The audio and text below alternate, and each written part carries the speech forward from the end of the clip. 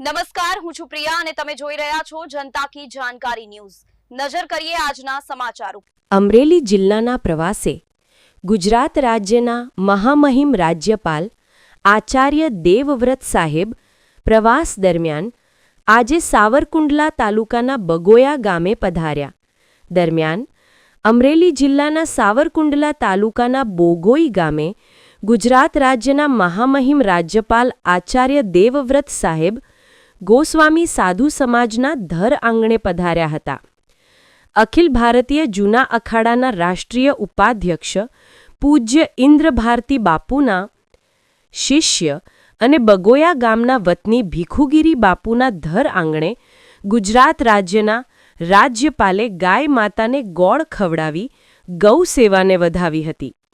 ભીખુગીરી બાપુએ રાજ્યપાલને ભગવી શાલ તેમજ રુદ્રાક્ષની માળા અર્પણ કરી।